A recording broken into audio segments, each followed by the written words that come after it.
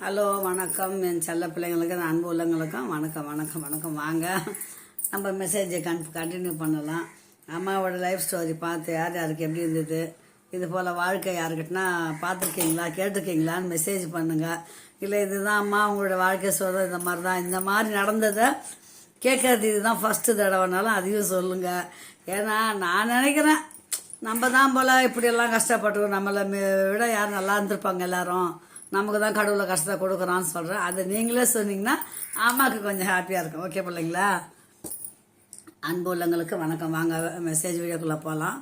அப்புறம் கல்யாணம் ஆகிடுச்சி, மாதமாக இருக்கிறேன்னு சொல்லிட்டேன் உங்கள்கிட்ட நேற்று. இப்போ வெளியே ஹாஸ்பிட்டலுக்கு கூட்டின்னு போகிறதுக்கு, இந்த ஹாஸ்பிட்டல் செக்கப்புக்கு கூட்டின்னு போகிறதுக்கோசரம் சைக்கிள் தானே சில பிள்ளைங்களா எக்மோர் ஆஸ்பத்திரியில் எடுத்து போய் விட்டுட்டோன்னா வரும்போது பஸ்ஸை பிடிச்சி அங்கேருந்து ஒண்டியாகவே நானே வந்துடுவேன். வந்துட்டு வீட்டில் அவ்வளோ வேலை செய்வேன். அப்புறம் இந்த 3 பசங்களையும் கொண்டு போய் கடைசி வரைக்கும் ஹாஸ்டலெல்லாம் விடலைங்க. பொய் சும்மா சொல்லி ஹாஸ்டலில் எங்கேயும் சேர்க்கல பிள்ளைங்கள சும்மா முன்னாடி போய் சொல்லி கல்யாணமும் முடிச்சிட்டாங்க. எனக்கும் குழந்தையாகி போச்சு. அப்புறம் என்ன பண்ண அட்ஜஸ்ட் பண்ணி வாழ ஆரம்பிச்சிட்டேன். அவ்வளோதான். அப்புறம் என்ன பண்ணிட்டாங்க, பிள்ளைங்களெல்லாம் கொண்டு போய் ஸ்கூலில் விடுறது, கூட்டிகிட்டு வர்றது, அதுங்களுக்கு எப்படி சாப்பாடு கொடுக்குறது, இது மாதிரி ஆகிப்போச்சு என் நிலமை. ஒரு 12-10 மணிக்கு ஒரு பிள்ளைய ஸ்கூலில் விடணும், மச்சனம் பிள்ளைய ஸ்கூலில் விடணும், 3 பிள்ளைங்களை காலையில் கொண்டு போய் ஸ்கூலில் விடணும், திரும்ப சாப்பாடு கொண்டு போய் கொடுக்கணும். அதாவது ஒரு சம்பளம் இல்லாத ஒரு வேலைக்காரி மாதிரி வச்சுக்கோங்களேன். உழைச்சி டயர்டாக சாப்பிடுவேன், வாமிட் எடுத்து மயக்கத்தில் அப்படியே உழுந்து கிடப்பேன். எழுந்துக்க கூட முடியாது. 1:30 மணிக்குள்ளே அவ்வளோ வேலை. 3 மணிக்கெலாம் பிள்ளைங்களை கூப்பிட்டு ஸ்கூலுக்கு ஓடணும். இப்படி தான் பிள்ளைங்களா ஓடிச்சு. மாதம் ஆக ஆக ஆக ஆக எனக்கும் ரொம்ப முடியாத போச்சு. அதுக்கப்புறம் அம்மா என்ன சொல்லிட்டாங்க, சீமந்தெல்லாம் செய்ய முடியாது, வீட்லேயே காசை கொடுத்து இங்கேயே செஞ்சுக்கலாம் அப்படின்ட்டாங்க. யார் வீட்டில்? அம்மா இவங்க வீட்லேயே செஞ்சுட்டு சாப்பாடெல்லாம். இதுக்கு முன்னே ஒரு விஷயம், முக்கியமான விஷயம் சொல்ல மாட்டேன். சாரி, இவர் அடித்து சண்டை போட்டார் பார்த்தீங்களா? அப்போது எங்கள் மூத்தார் கேட்டார், தாலி அவுத்து வச்சுட்டு போக சொல்லிட்டா. எப்படி கல்யாணம் பண்ணி நாங்கள், அதாவது பொண்ணு வேணும் ஆசைப்பட்டு கல்யாணம் பண்ணிட்டாங்க. நானும் சரி நம்ம கரகமும் சரியில்லை, நம்ம கல்யாணம் பண்ணி வாழணும். நானும் வாழறேன், கஷ்டப்பட்டு வாழறேன், குடும்பத்தை இவ்வளோ ஒர்க் பண்ணுறேன், இவ்வளோ பேருக்கும் அனுசரித்து யாரும் பேச மாட்டாங்க. மச்சனை பொண்டாட்டி வந்தாள்னா அவள் பக்கத்தில் எம்ப்ராய்டிங் வேலை செய்ய போயிட்டு வருவா. சாப்பாடு டைமுக்கு இங்கே தாங்க வருவா. சாப்பிட்டுட்டு முடியாமல் வயிறு வேறு இதுவாக இருக்கும், முடியவே முடியாது எனக்கு. வயிற்று வலி வாந்தி எடுத்து கிடப்பேன். நீ கொடுக்குற 2 இட்லி உனக்குன்னா நான் வேலை செய்யணுமா அப்படின்னு கெட்டு போயிடுவான். இவர் கேட்பார், ஆனால் மனசாட்சி இருக்குது அவருக்கு. கேட்பார், ஏன் வரியவில் நீ மச்சனை மண்டாட்டியை சொல்லுவார், பேர் சொல்லி சொல்லுவார், கொஞ்சம் மாவாட்டக்கூடாதா, வசந்தி கஷ்டப்படுறாள், ஏன் கஷ்டப்படுறேன்னா உன் பொண்டாட்டி உன்னு கஷ்டப்படுது, எனக்கு நான் இஷ்டம் 4 இட்லி கொடுத்தீங்கன்னா உனக்கு நான் மொராசம் செய்யணுமா சொல்லிட்டு போயிடுவான். மச்சின பிள்ளைங்க வருவானுங்க, மூத்தார் பிள்ளைங்க நக்கலாக பேசிட்டு சாப்பிட்டுட்டு தான் போவானுங்க எல்லாம். அப்புறம் இவர் கம்பெனி வச்சுருந்தார் பார்த்தீங்கன்னா, கம்பெனி இருந்த ஆளுங்க வருவாங்க, அவங்களுக்குலாம் சாப்பாடு கட்டணும். இவர் சாயங்காலம் நைட்டுக்கு காலையில் போனார்னா நைட்டுக்கு தான் வருவார். நைட்டுக்கு சாப்பிட்டுட்டு படுத்துருவார். இப்படி தாங்க போயின்னு இருந்தது. ஒரு 5 மாதம் ஆகிப்போச்சு. டெஸ்ட்டுக்கு நானே போகிறது வர்றது. எங்கள் மாமியார் சொல்கிறேன், இதுக்குள்ளாவே குழந்தைய வாங்கிக்கணும், வேலை செய்ய முடியல மலாந்துக்குதுன்னு. இந்த ரூம்லேருந்து அங்கே போன ஆஸ்பத்திரி போகும்போது, அதாவது ஆசைப்பட்டா ஒரு பூ வைக்கிறதுக்கு நான் நீட்டாக பூ வைப்பேன். சொல்லுங்களேன், இப்படி தான் வைப்பேன். அந்த முடி நீட்டாக இருக்கும் இல்லைங்களா, அதை பாதி வரைக்கும் இப்படி ஒரு முறை தொங்குற மாதிரி இப்போ நல்லா அழகாக சிம்பிளாக இருந்தால் நல்லா அழகாக தூக்கி ஒரு பின்னலை போட்டோமா பூ வச்சுமாங்க. பயப்படுவார் இவர். பூ நீட்டாக வச்சு எங்கள் அம்மா திட்டுவாங்க. வெளியே கூட்டின்னு போனாலும் ஹாஸ்பிட்டலுக்கு எங்கன்னா வரும்போது, சினிமாவுக்கு எங்கன்னா கூட்டின்னு போயிட்டு வரும்போது பூ அவுத்து மடித்து இப்படி வச்சுடுன்னு சொல்லுவார். அப்படி பயப்படுவார் அவங்க அம்மா வீட்டுக்கு. அவங்க அம்மாவுக்கு பயப்படுவார். புரியுதுங்களா? அப்புறம் இதே மாதிரி யார் எவ்வளோ கஷ்டப்பட்டீங்கன்னு எனக்கு தெரியாது. நான் இருக்கிற ஒரு இதை சொல்கிறேன். எல்லாத்துக்கும் பொறுத்து தான் வாழ்ந்தேன். எங்கள் அம்மா எவ்வளோ கஷ்டம்னாலும் இங்கே தான் வாழணும், வரக்கூடாது, வீட்டு ஹாஸ்பிட்டலில் வரக்கூடாது, வந்தால் 2 பேரும் சந்தோஷமாக வாங்க, இல்லைன்னா வராதிங்கன்னு அம்மாவும் சொல்லிட்டாங்க. என்னத்தை பண்ணுறது, கழுத்தை கொடுத்தாச்சு, வாழ்ந்து தானே ஆகணும். வாழ்ந்தாச்சு. ஒரு குழந்தை ஆகிப்போச்சு, மாதம் ஆகிப்போச்சு, சீமந்தம் பண்ணுற அளவுக்கு வந்தாச்சு. கடைன்னு சொல்லிடுறேன். நான் உங்களுக்கு போர் அடிக்கலாம் சொல்லுங்களா, அம்மா கடைன்னு சொல்லிடுறேன். அதனால் சீமந்தம் பண்ணும்போது மூத்தார் பையனுக்கு கூப்பிட்டு எங்கள் மாமியார் பூ எல்லாருக்கும் ஜடை தைப்பாங்க. ஜடதங்க பேசினார், இல்லைம்மா என் பொண்டாட்டிக்கு வீட்டிலே ஜட தைமா ஆசையாக இருக்குது, அப்பா இவங்களுக்கு தானே ஃபஸ்ட்டு குழந்தை, அதனால் நீங்கள் தையுங்க, ஜட தைங்கன்னு. நல்லா இப்படி எடுத்தான் ஃபோட்டோ எடுத்தான், ஜடை தைச்சி பொம்மை ஜடை வச்சு தைச்சாங்க. கடைசியில் ஒரு ஃபோட்டோ கூட விழலைங்க. எவ்வளோ கெட்ட எண்ணம் பாருங்க, ரொம்ப கெட்ட எண்ணம் பசங்க. ஆனால் நான் சொல்லக்கூடாது வாயால், புரியுதுங்களா? கண்ணுக்கு முன்னே அந்த காலத்துலலாம் செல்லங்களாம் கண்ணுக்கு பின்னாடின்னுவாங்க. என்னை பொறுத்த வரைக்கும் என்னை பேசினவங்க, என்னை கொடுமைப்படுத்தினவங்க, என்னை அவதூறாக பேசினவங்க எல்லாருமே கண்ணுக்கு முன்னாடியே கடவுளை காட்டிட்டான். அதை நம்ம வெளிப்படையாக சொல்ல முடியாது, அனுபவிச்சுட்டாங்க. அனுபவிச்சு பிரிஞ்சும் இருக்காங்க, பிரிஞ்சும் போயிட்டாங்க, போயும் சேர்ந்துட்டாங்க. போங்களேன், என்னை பேசினவங்க யார் ரொம்ப பேர் இல்லை. பொறுத்தவன் பூமி ஆழ்வான்னு சொல்லுவாங்க பார்த்தீங்களா, அது கரெக்டான உண்மை. அது எப்போ நம்ம எவ்வளோ பொறுமையாக இருக்கிறோமோ வாழ்க்கையில் சூப்பராக இருக்கும். அதுதான் நான் எல்லா பிள்ளைங்களுக்கும் சொல்கிறேன். வாழ்க்கையில் எவ்வளோ கஷ்டம் வந்தாலும் வார்த்தையை விட்டுறாதீங்க, கோபப்படாதீங்க, தனித்து துணிந்து செயல்படுங்க. ஆனால் எல்லாருக்கும் அதான் சொல்லுவேன். அப்படி தான் என் வாழ்க்கையை நான் தலைன்னு. கஷ்டம் நஷ்டம் இது வந்தாலும் சரி, புருஷன் கோபக்காரனோ குடிகாரனோ சண்டை போடுறனோ அவனுக்கு ஏற்ற மாதிரி அனுசரித்து வாழுங்க. அப்போ வாழ்க்கை நல்லாயிருக்கும். எப்படியெல்லாம் கஷ்டப்பட்டாங்க. ஒரு குழந்தையாச்சு, ஒரு குழந்த ஸ்ரீமந்தம் முடிஞ்சு குழந்தைய டெலிவரிக்கு எடுத்துன்னு போய் விடுறதுக்கு போயிட்டாங்க. யார்?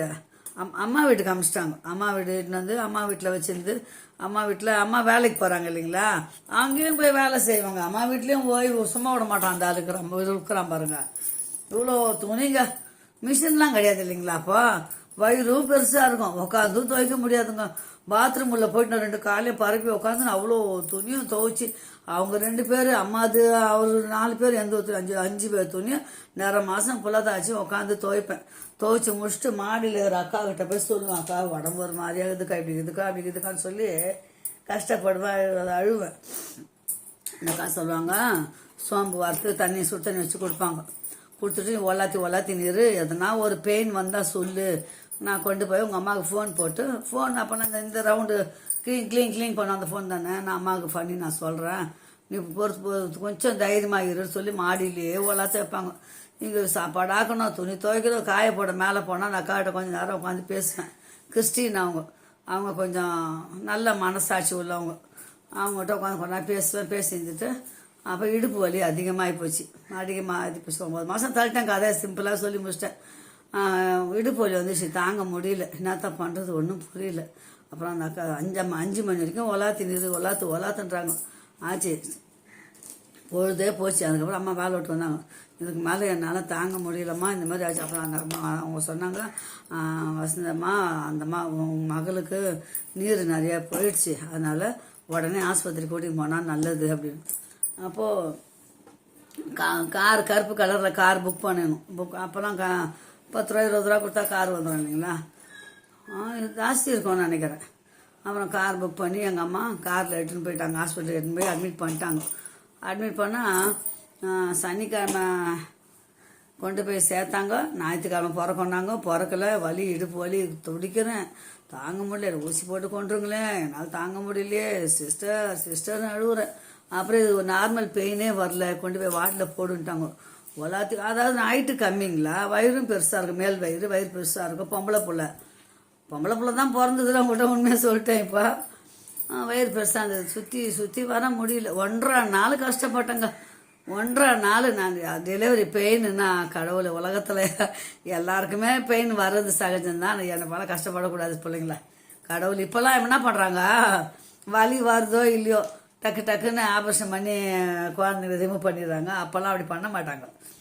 பெயின் வரதுக்கு ஊசி போடுவாங்க, பெயின் வர வரைக்கும் விட மாட்டாங்க. எக்மோர் ஹாஸ்பிட்டலில் தான் பிறந்தது. செவ்வாய்க்கிழமை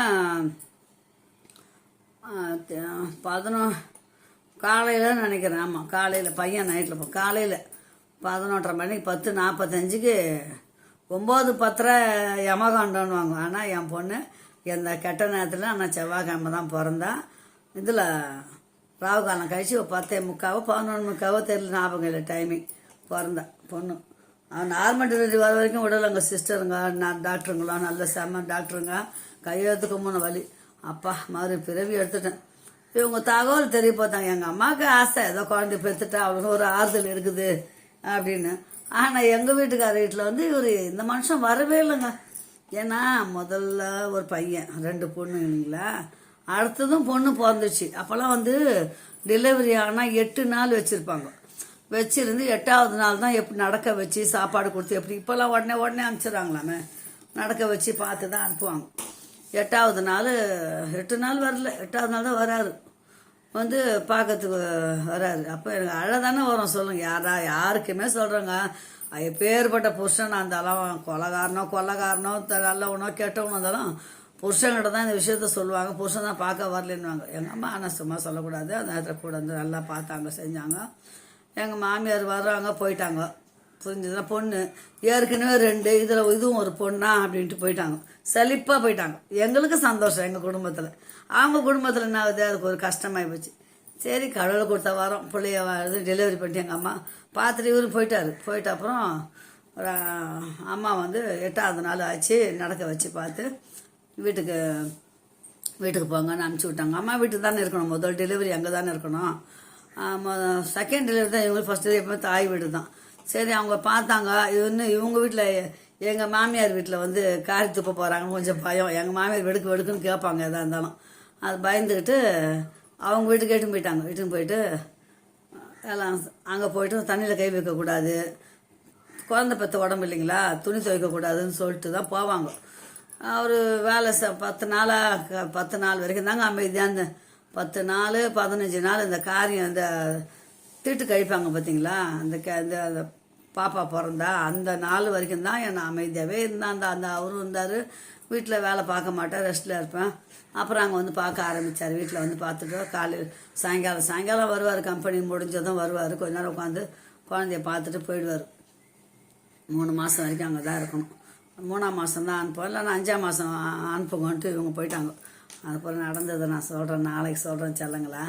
என்னன்னா அப்படி ஒரு குழந்தை, அதாவது ஆரம்பத்துலேயே கஷ்டப்பட்டேன், நடுவுலையும் கஷ்டப்பட்டேன், வாழ்க்கை வந்தும் கஷ்டப்பட்டேன், புள்ள பெற்று நான் என்னென்ன இன்னல்களை நேரிட்டேன்றதை நாளைக்கு சொல்கிறேன். நல்ல சுவாரஸ்யமாக இருக்கும். ஓகே, பாய் செல்லங்களா. மீண்டும் ஒரு நல்ல வாய்ஸ் வீடியோவில் சந்திக்கலாம். பாய்.